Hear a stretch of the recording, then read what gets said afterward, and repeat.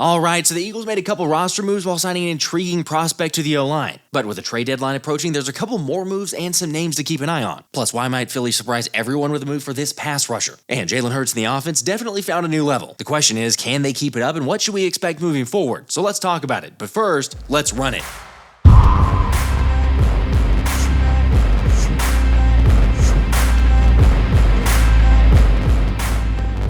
What's up, guys? Hope you got some fun Halloween plans, but let's start with these Eagles roster moves. As the Birds released defensive tackle Siaki Ika from the practice squad just a couple days after having signed him. And yeah, was hopeful he'd get more of a chance to pan out as a potential backup nose tackle, especially with Byron Young on the IR, but it looks like that's now dead. It's over.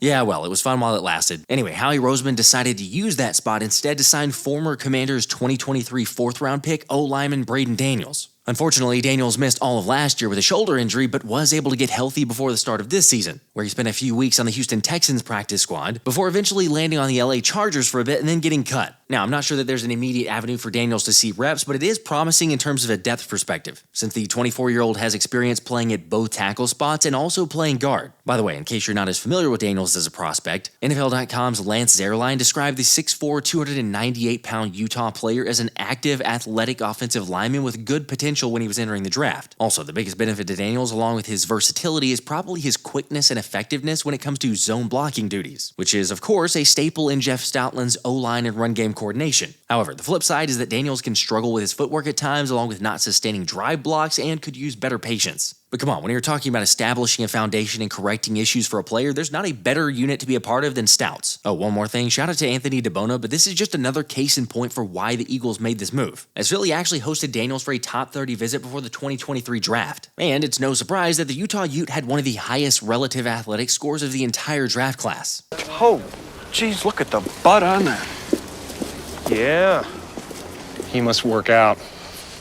Look, you can't ever knock a move that the Eagles make for an athletic offensive lineman with high upside. I mean, come on, what Stoutland's unit has done while playing backups definitely deserves some praise. Reminder, Fred Johnson practically shut out one of the best pass rushers in the game in Trey Hendrickson. And heck, Tyler Steen, who was filling in for Mekhi Becton, did great as well, as the 24-year-old has allowed 0 sacks and 0 quarterback hits over 82 pass blocking snaps while covering for Becton. However, the good news is that the Mountain is back at practice and looks like all systems go for the Jaguars. Although Landon Dickerson has been battling a knee injury and got some time off, which would for sure be a blow if he can't play. But again, just having the depth the Eagles do is an absolute luxury. Also, as you can see from the injury report, Jalen Carter has been dealing with a shoulder in the past couple weeks, but he has been able to play through it. So perhaps more of a rest and rehab day, but I'll keep you posted on the final updates when we have them. Now, as for Dallas Goedert, the Birds tight end still hasn't gotten in practice, despite not going on the IR with a hamstring injury, because the general consensus has been that DG would be back for the Dallas game. Yet kudos to Brandon Lee Gowton, who floated the idea out there that perhaps the Eagles kept Goedert active to be able to get him in some work before the Dallas game, in order to know if he would be ready for the Washington one. You know, since that game is on a Thursday and there wouldn't be much of a practice week beforehand. I don't know, we're all still hopeful that Goedert returns, but you can't knock the fact that Grant Calcaterra has played better, yes, albeit we still don't want him to necessarily block, but he's been much better. And then the other bit of practice news to mention is that Britton Covey was getting in work on an opposite field. Let's not forget, Philly's punt returner broke a bone in his shoulder prior to going on the IR,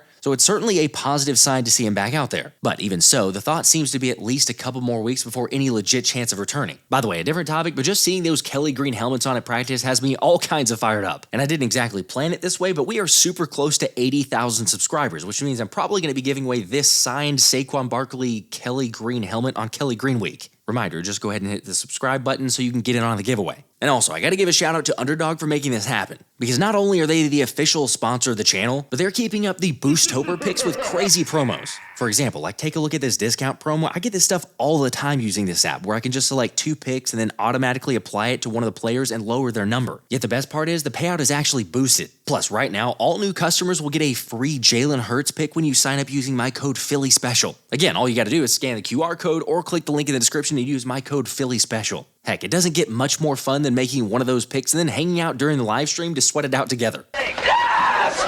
Yes!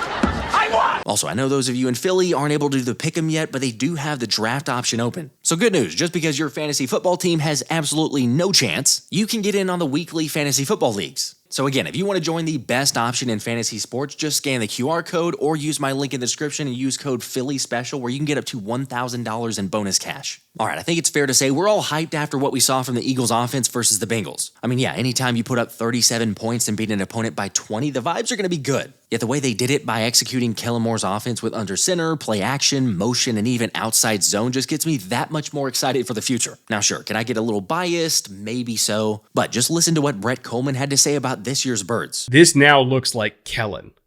Like, this looks like what Kellen did in Dallas. This looks like what Kellen did for the most part in LA. And it's functional. It's sustainable.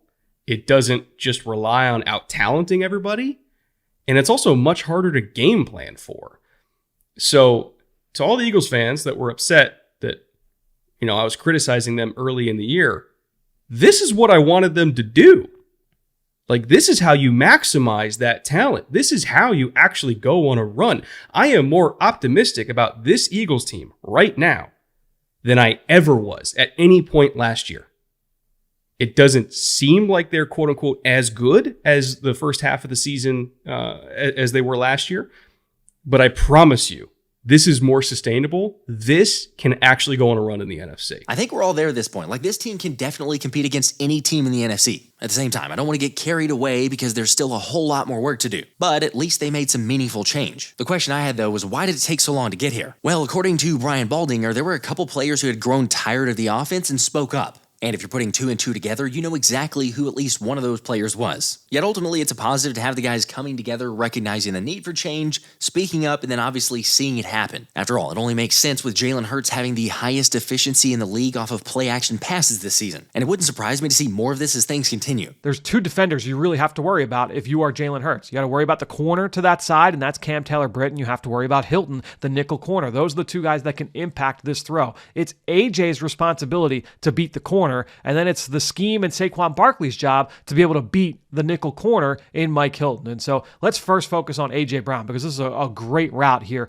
from A.J. Now, A.J.'s going to, again, release vertically up the field with the corner having outside leverage, meaning he's lined up outside of A.J., trying to work him inside. He's outside of him. That's where A.J. wants to go, right? He's running that deep out route. So it's up to A.J. to get him off of his spot. And in order to do that, he is going to push really hard vertically. Look at how he sells that vertical stem, gets the corner to bite on the vertical post route or the go ball, and then he jabs back outside. He's wide open. Great route there from A.J. Brown. Now let's bring it back. How do they account for the nickel corner, Mike Hilton? And again, you go right before this motion, you have Mike Hilton thinking run, run, run, run, run, and then just before the snap, all right, oh crap, now it's going to be a pass, okay? So off the play action fake, look at Mike Hilton. Remember, he is a B-gap player in this run fit. So when he sees Saquon Barkley, not just the run fake, but also it's a run fake heading into the B-gap. That's where he's responsible, and that's where you're trying to attack a player that is in dual conflict. He's got a run responsibility and a pass responsibility. And so Saquon Barkley, he goes right up through the B-gap. As soon as Mike Hilton realizes,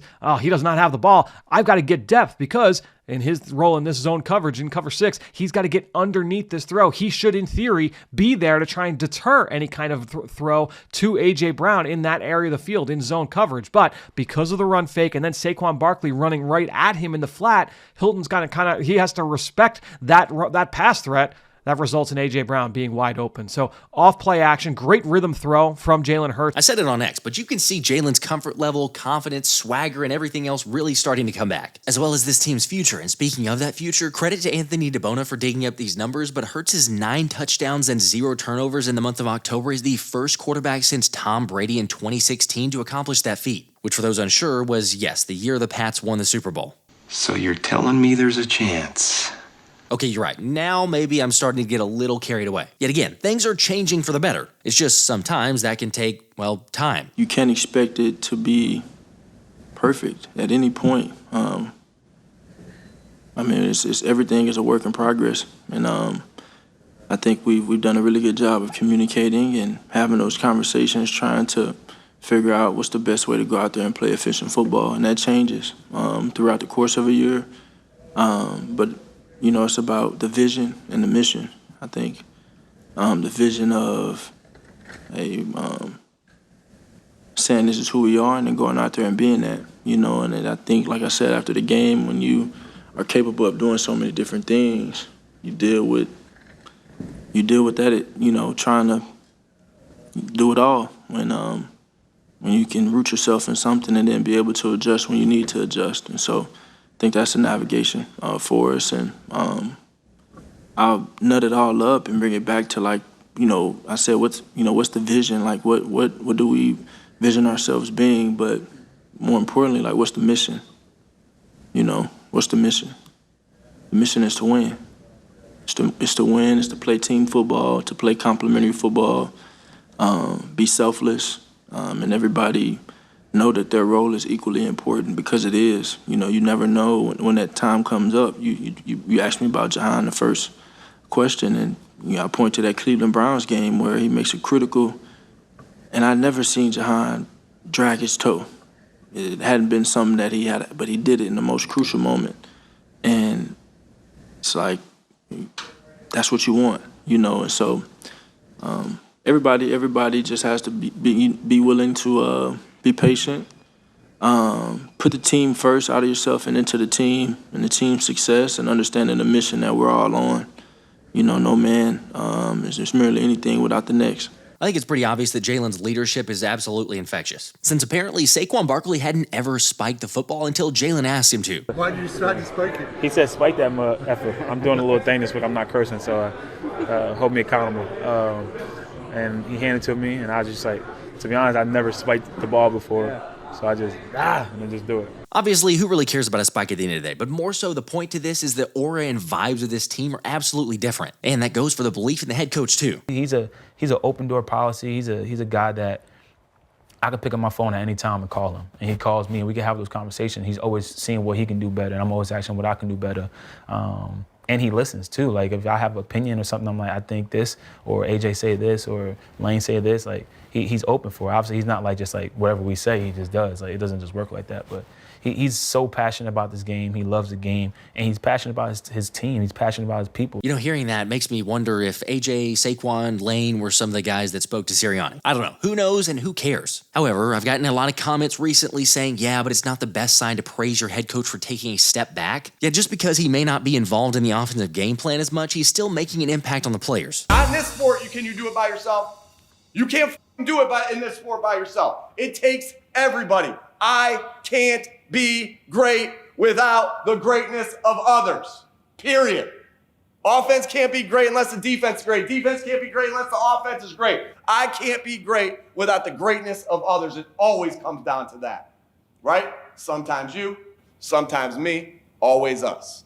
Sometimes you, sometimes me, always us. Together, team. It's always going to come down to detail.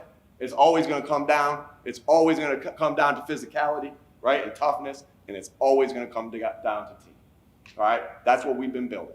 All right? Let's go take it to him tomorrow. Look, say what you will about Sirianni, but the players are backing him, Jalen's behind him 100%, and this thing's getting turned around. Anyway, on the topic of change, how about some trade deadline talk? As not many would have said this a week ago, but John Stolnis argues there's not a need for a big splash trade for the Eagles this time around. Plus, ESPN is in agreement, saying the Birds don't have any obvious needs. Of course, yeah, with Howie Roseman as your GM, there's always the threat of a potential deal. But serious question, who is the realistic option for you to go out and get? Well, according to Jimmy Kempski, there's one player as an edge rusher who'd make a whole lot of sense. That being Jonathon Cooper from the Denver Broncos. Because first off, Cooper's a 7th round pick by Vic Fangio from when he was their head coach. So the learning curve probably wouldn't be as steep. Plus, the 26-year-old's played really well as of late, registering 8.5 sacks last season and already 5.5 sacks through 8 games this year. Now, like Jimmy says, the 6'4", 257-pound Cooper is clearly not Myles Garrett or Max Crosby, but he would probably become the Eagles' best pass rusher overnight if they traded for him. Well, me and Jimmy might argue or agree to disagree about Nolan, but, whatever. Relax, that's a joke. I still think Nolan does need to improve. He's playing better, but yes, we could probably use a little bit more depth there. And considering that Cooper's in the final year of his rookie deal, if Howie Roseman and Fangio believe in some long-term goals with Cooper, it makes some sense. So I wouldn't say it's impossible. I mean, it's hard to improve your team drastically this time of year. I mean, I think if you look at some of those trades over the years, they really haven't had the effect that some teams were hoping for. Unless it's a trade that, where you're getting a guy that you're going to have for a few years, It makes sense, and the general consensus has been that you're going to lose Josh Sweat and Brandon Graham next season anyway. Yet if you're wondering why the 5-3 Broncos might trade their budding star, well, that's because Rapoport and Tom Pelissero linked Cooper to trade interest around the league. By the way, you could also make that same case for Baron Browning if you wanted to inquire about either option. And then for those wondering about the compensation, this season you're only looking at about $1.5 million remaining on Coop's contract, with an estimated trade value for a 3rd-round pick. which, seems pretty fair. Plus, you'd have the option to buy at the end of the season, make a long-term deal. Then all of a sudden you have Nolan Smith, Jonathon Cooper, Bryce Huff. Not so bad. I don't know. I kind of go back and forth on this one, but if I had to predict, I do expect the Eagles to make some sort of move, even if it's not this one. But on that note, just a reminder to make sure to turn your notifications on, because if and when the Eagles do make a move, we'll be the first to go live on any of that breaking news. But I want to hear from you guys. How do you feel about a potential move for Jonathon Cooper, or is there another more realistic option that makes some sense? Let me know in the comments. And as always, I'll catch you guys on the live stream. Until next time, this has been the Philly Special.